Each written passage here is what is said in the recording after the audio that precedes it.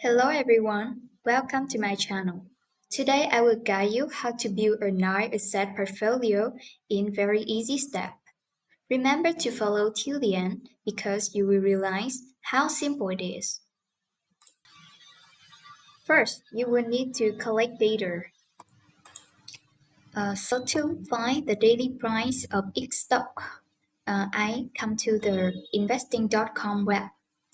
And now I want to find the price of FPT, so I click on FPT, and this web will provide me with the data. I want to take the 5 years price, so I will choose the beginning date is the beginning of 2020 until now. Okay, now download, open it. You can see the date here and the close price here. We will copy these two columns into our working sheet. Here I copy the date and the price here and do the same with other asset. We'll move on to the second step. Now we will calculate the daily return of each stock. It equal to the later price divided by the former price and then minus 1. Okay, we will drag this to other cell. Okay, drag it down. Okay, now we will calculate the average daily return by using the average formula. Average of FPT, enter the average of FPT, right? Okay, the variance is equal to the bar P of FPT, enter. The standard deviation equal to the square root of the daily variance. Now we drag it to other cell.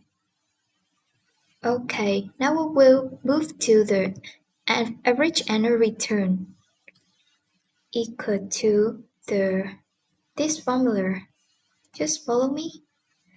The daily return multiplied with the number of trading days, enter. The variance equal to the daily variance multiplied with number of trading day. There's a mistake in this formula. We have to minus 1. Okay, the annual standard deviation equal to the square root of the annual variance. Now we'll drag it to other cell.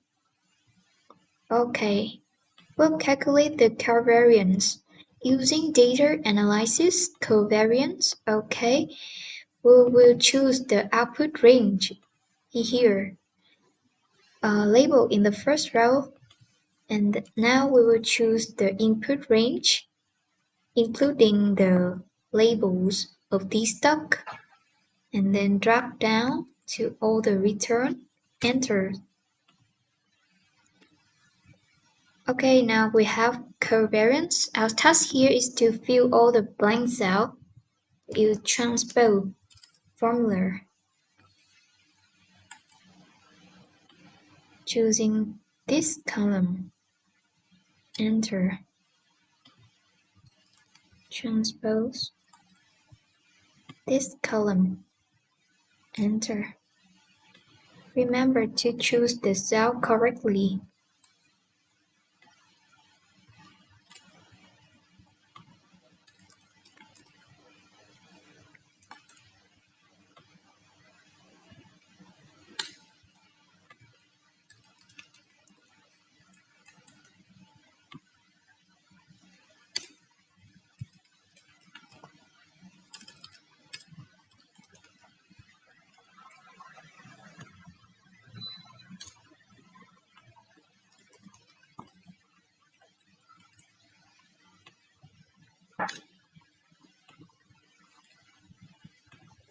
Now we've finished. Move on to the correlation. We do the same step. Correlation. Okay. The output range is here. Label in first row and the same input range like before. Okay. Now we have the correlation. In order to calculate the required rate of return using CAPM, we need to find the risk-free rate. First, you need to collect the data of the 1-year T-bond, and I will use the webinvesting.com. And you click to the website. Now you see the daily return of the T-bond. We will set the date the same as the date we set for the stock from the beginning of 2020 to today. Okay, and then we download it. Now we have the date and the close rate of T-bond. We will copy it to our working sheet here. And remember that this is the annual rate and this is put in the percentage already. Now we will calculate the average of these 1-year T-bond rate. Average of the rate. Okay. Okay. Now we have this number and the risk-free rate here will equal to the rate we have calculated and then divided to 100 to make it percentage form. Okay. Now we will use the CAPM model to find the required rate of return. You can see here is the CAPM formula. Now we have to calculate the RM, the market rate, by using this formula. Average of the VN index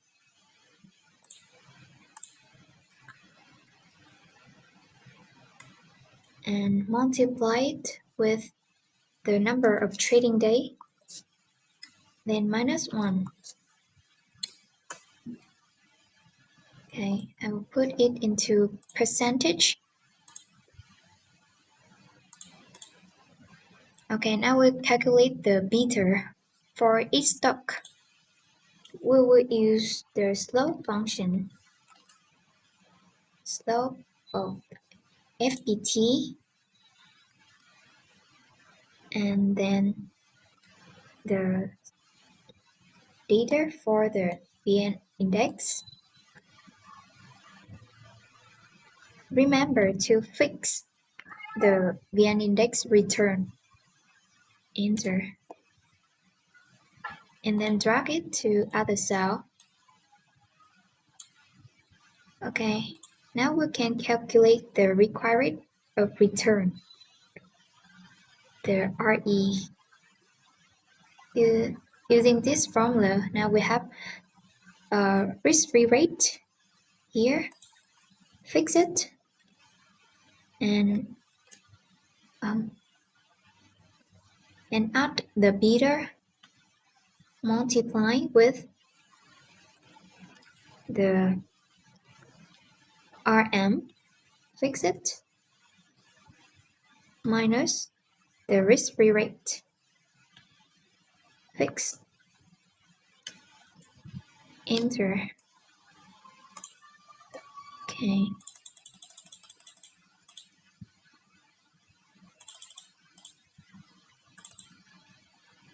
Drag this number to other cell, and we have the cost of equity as a required rate of return here.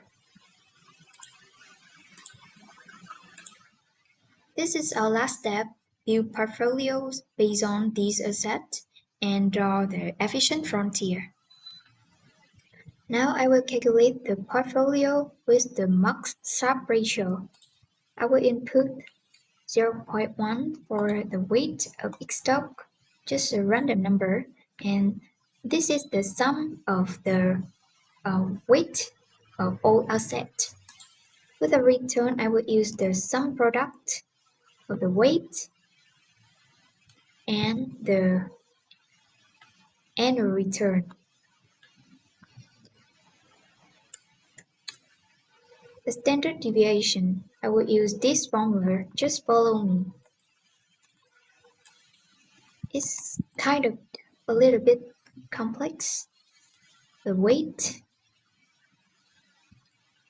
and the covariance. Remember to fix it.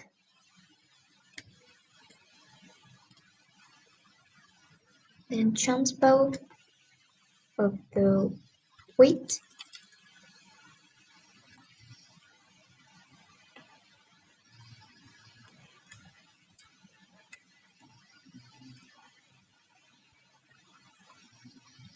Enter.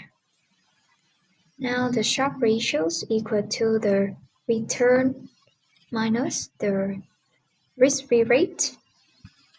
Fix it and divided by the standard deviation.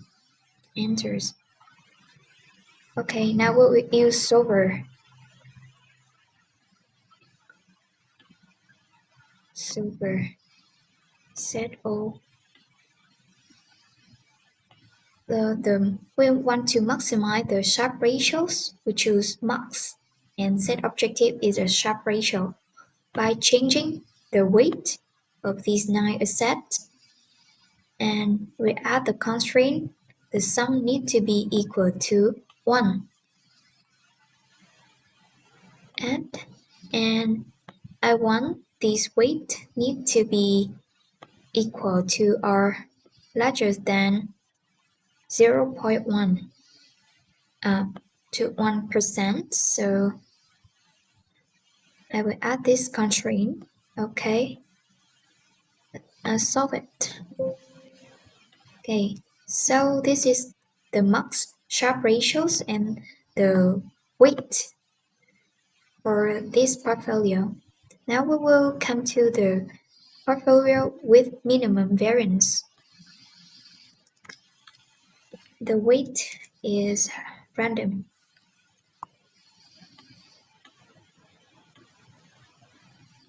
And then we can copy the return and standard deviation here and paste the formula here. And check it. That's right. Okay. Now we'll use solver again. We'll reset all. And our objective here is the standard deviation. We want it to be minimum. By changing the weight of this asset, we will add constraint. The sum need to be equal to 1. And I want each of these weight to be larger than or equal to 1% here. Okay, solve. Yeah, so this is the minimum standard deviation and the weight for this portfolio. Now I will calculate the equally weighted portfolio. The weight here will be 1 divided by 9, which is equal for 9 assets. The sum is 1. I can copy the return in standard deviation formula here to here. Okay, so this is, check it again. That's right. So this is the answers for the equally weighted portfolio. Okay, moving on to the random weight portfolio to build the efficient frontier. I will use the rendering function here.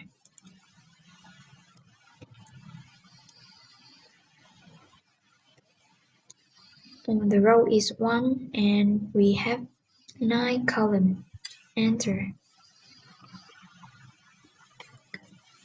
So this is the sum of these number.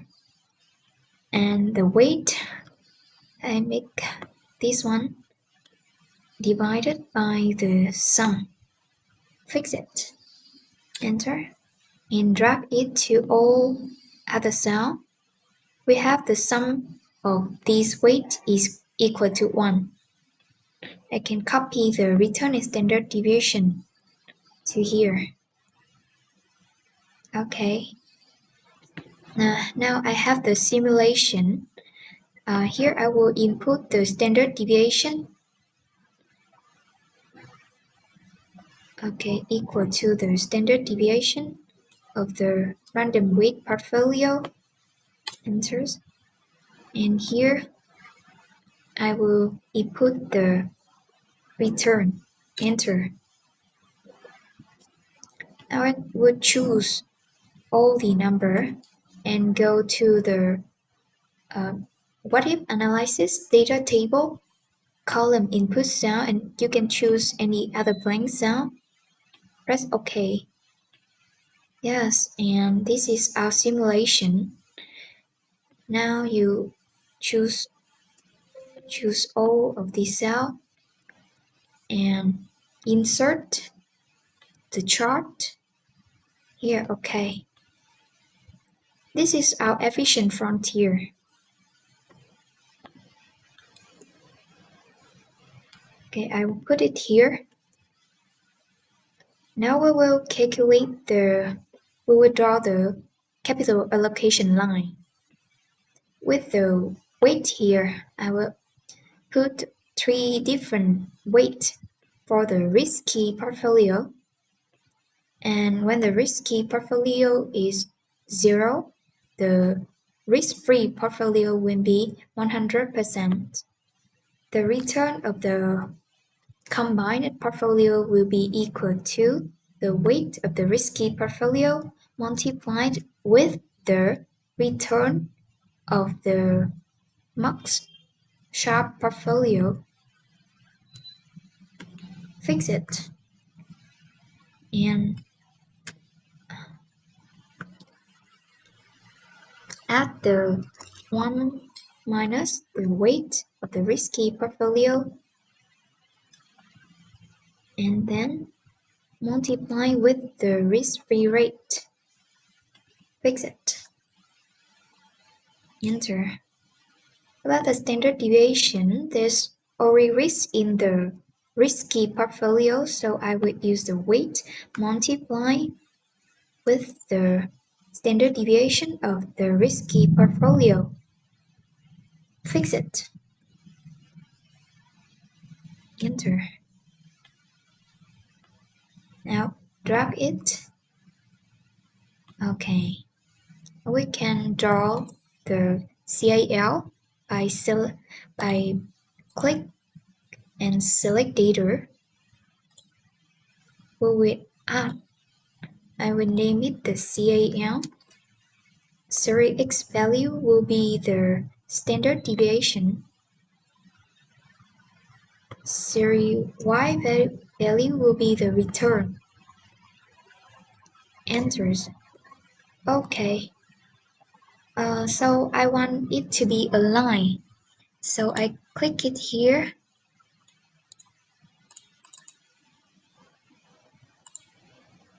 Line. Solid line. Yes. And now we have the efficient frontier and the CAL.